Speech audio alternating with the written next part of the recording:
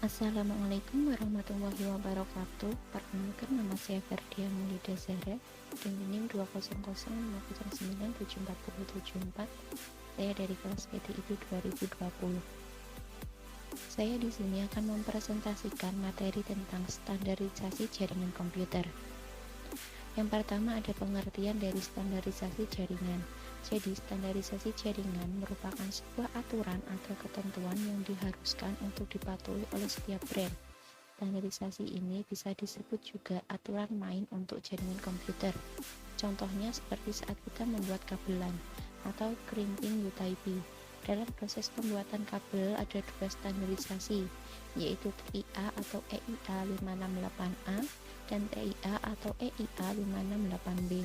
Standarisasi ini harus kita ikuti untuk membuat sebuah kabelan, karena jika tidak sesuai dengan standarisasi yang ada, maka kabelan sudah pasti tidak bisa digunakan. Kemudian, standarisasi juga sering disebut sebagai protokol. Selanjutnya ada konsep dari protokol.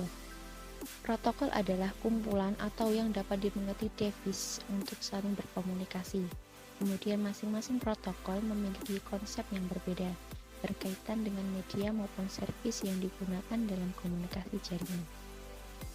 Selanjutnya ada contoh dari protokol, yaitu ada TCP atau IP yang umumnya digunakan untuk komunikasi pada internet, kemudian ada IPX atau SPX untuk novel, dan ada NetBEUI untuk Microsoft. Selanjutnya ada pengertian dari OSI.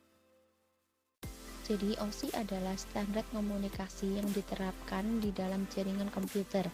Standar itu yang menyebabkan seluruh alat komunikasi dapat saling berkomunikasi melalui jaringan.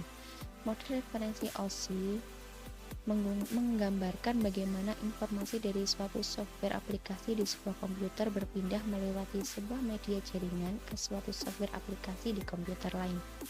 Model referensi OSI secara konseptual terbagi ke dalam 7 lapisan, di mana masing-masing lapisan memiliki fungsi jaringan yang spesifik. Kemudian, model OSI diciptakan oleh International Organization for Standardization atau ISO yang menyediakan kerangka logika terstruktur bagaimana proses komunikasi data berinteraksi melalui jaringan. Standar ini dikembangkan untuk industri komputer agar komputer dapat berkomunikasi pada jaringan yang berbeda secara efisien. Selanjutnya ada model OSI, model atau acuan arsitektural utama untuk network yang mendeskripsikan bagaimana data dan informasi network dikomunikasikan dari sebuah aplikasi komputer ke aplikasi komputer lain melalui sebuah media transmisi. Untuk mempermudah pengertian, penggunaan, desain, pengolahan data, dan keseragaman standar vendor. Selanjutnya ada manfaat OSI. Yang pertama, membuat peralatan vendor yang berbeda. Kemudian membuat standarisasi yang dapat dipakai vendor untuk mengurangi kerumitan perancangan. Yang ketiga ada standarisasi interface. Yang keempat ada modular engineering. Yang kelima ada kerjasama dan komunikasi yang berbeda. Yang keenam memudahkan pelatihan network. Yang selanjutnya ada gambar dari model OSI layering. Di sini ada 7 layering, ada physical, data link, network, transport, session, presentation, dan application. Yang pertama yaitu physical layer. Layer ke-1 ini berfungsi untuk mendefinisikan media transmisi jaringan, metode pensinyalan, kemudian sinkronisasi bit, arsitektural jaringan, topologi jaringan, dan pengkabelan. Kemudian protokol yang berada dalam lapisan ini tidak mempunyai protokol yang spesifik, kemudian bertanggung jawab atas proses data menjadi bit dan mentransfernya melalui media seperti kabel dan menjadi koneksi fisik antar sistem. Pada layer ini hanya mengirimkan bit-bit data. Yang kedua ada data link layer. Lapisan kedua ini berfungsi untuk menentukan bagaimana bit-bit data dikelompokkan menjadi format yang disebut sebagai frame. Selain itu, pada level ini terjadi koreksi kesalahan, flow control, pengalamatan perangkat keras, dan menentukan bagaimana perangkat-perangkat jaringan seperti hub, bridge, repeater, dan switch layer 2 beroperasi. Protokol yang berada dalam lapisan ini yaitu ada PPP, atau point-to-point protokol, protokol yang digunakan untuk point-to-point pada suatu jaringan. Yang kedua ada SLIP atau Serial Line Internet Protocol, protokol yang digunakan untuk menyambung serial. Yang ketiga ada network. Lapisan ketiga ini berfungsi untuk mendefinisikan alamat-alamat IP, membuat header untuk paket-paket, dan kemudian melakukan routing melalui internet working dengan menggunakan router dan switch layer 3. Kemudian protokol yang ada dalam lapisan ini yang pertama ada IPI, Internet Connecting Protocol. Kemudian yang kedua ada ARP, Address Resolution Protocol. Yang ketiga ada RARP, Reverse Address Resolution Protocol. Yang keempat ada ICMP atau Internet Control Message Protocol. Yang kelima ada IGMP atau Internet Group Message Protocol. Kemudian yang keempat ada transport layer. Lapisan keempat ini berfungsi untuk memecah data ke dalam paket-paket data serta memberikan nomor urut ke paket-paket tersebut sehingga dapat disusun kembali pada sisi tujuan setelah diterima. Protokol yang berada dalam lapisan ini yang pertama ada TCP atau Transmission Control Protocol, protokol yang menyediakan layanan penuh lapisan transport untuk aplikasi. Yang kedua ada UDP atau User Data Protocol, protokol connectionless dan process to process yang hanya menambahkan alamat port, checksum error control, dan panjang informasi data pada layar di atasnya. Yang kelima ada session layer. Lapisan ini berfungsi untuk mendefinisikan bagaimana koneksi dapat dibuat, dipelihara, atau dihancurkan. Selain itu, di level ini juga dilakukan resolusi minimum. Kemudian ada pun protokol yang berada dalam lapisan ini. Yang pertama ada NetBIOS yang berfungsi sebagai penyiaran pesan untuk memungkinkan user mengirim pesan tunggal secara serempak ke komputer lain yang terkoneksi. Yang kedua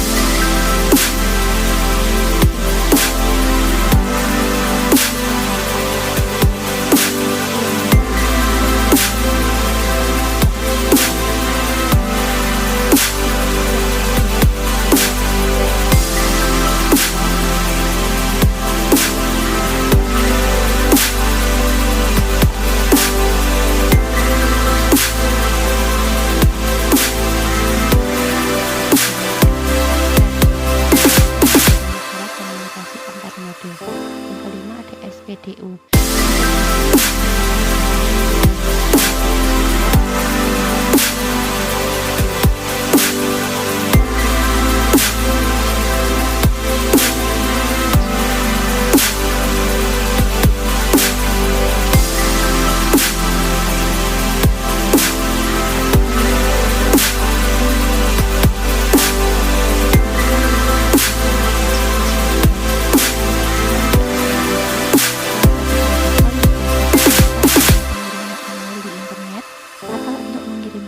Dari komputer.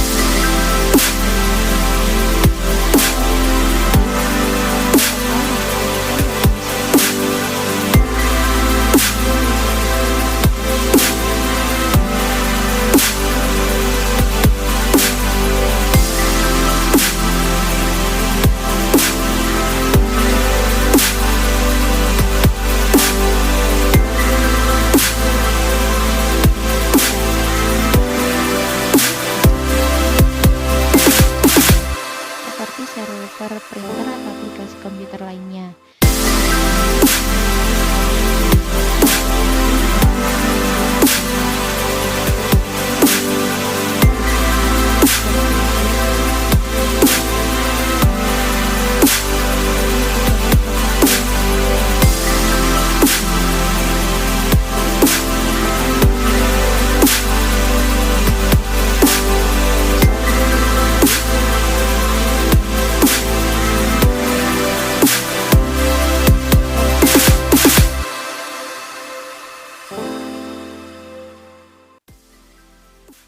Kedua ada FTP atau File Transfer Protocol, protokol internet yang berjalan dalam layar aplikasi yang merupakan standar untuk mentransfer file komputer antar mesin-mesin dalam sebuah jaringan internet. Kemudian yang ketiga ada NFS atau Network File System, jaringan protokol yang memungkinkan pengguna di klien komputer untuk mengakses file melalui jaringan dengan cara yang sama dengan bagaimana penyimpanan lokal yang diaksesnya. Kemudian yang keempat ada DNS atau Domain Name System, protokol yang digunakan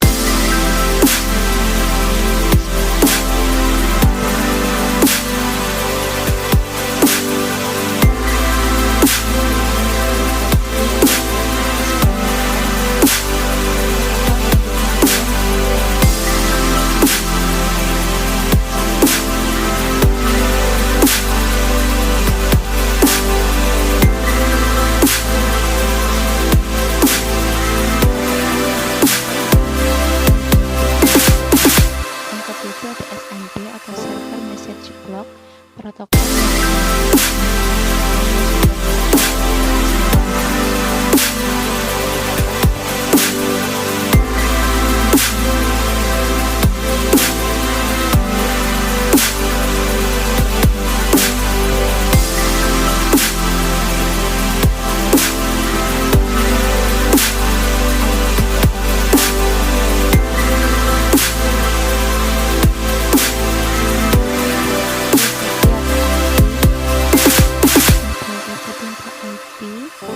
yang diterjemahkan menjadi protokol kendali transmisi atau protokol internet yang merupakan gabungan dari protokol TCP dan IP sebagai sekelompok protokol yang mengatur komunikasi data dalam proses tukar-menukar data dari satu komputer ke komputer lain di dalam jaringan internet yang akan memastikan pengiriman data sampai ke alamat yang dituju.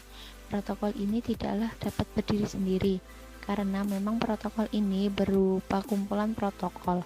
Protokol ini juga merupakan protokol yang paling banyak digunakan saat ini, karena protokol ini mampu bekerja dan diterapkan pada lintas perangkat lunak dalam berbagai sistem operasi. Istilah yang diberikan kepada perangkat lunak ini adalah TCP atau IP stack. Selanjutnya ada perbandingan model OSI dan TCP. Ini ada gambar dari OSI, kemudian ada juga dari TCP. Yang selanjutnya ada konsep layering TCP. Arsitektur TCP atau IP tidaklah berbasis model referensi 7 lapis seperti OSI, tetapi menggunakan model referensi DARPA seperti diperlihatkan dalam diagram. TCP atau IP mengimplementasikan arsitektur berlapis yang terdiri atas 4 lapis. 4 lapis ini dapat dipetakan terhadap model referensi OSI. Kemudian 4 lapis ini kadang-kadang disebut sebagai DARPA model, Internet model, atau DOT model. Mengingat TCP atau IP merupakan protokol yang awalnya dikembangkan dari proyek ARPANET yang dimulai oleh Departemen Pertahanan Amerika Serikat. Kemudian protokol utama dalam protokol TCP atau IP yaitu sebagai berikut. Protokol lapisan aplikasi yang bertanggung jawab untuk menyediakan akses kepada aplikasi terhadap layanan jaringan TCP atau IP. Kemudian ada protokol lapisan antar host berguna untuk membuat komunikasi menggunakan sesi koneksi yang bersifat connection oriented atau broadcast yang bersifat connectionless. Kemudian yang ketiga ada protokol lapisan internet network yang bertanggung jawab untuk melakukan pemetaan dan enkapsulasi paket-paket data dari jaringan menjadi paket-paket IP. Yang keempat ada protokol lapisan antarmuka jaringan bertanggung jawab untuk meletakkan frame-frame jaringan di atas media jaringan yang digunakan.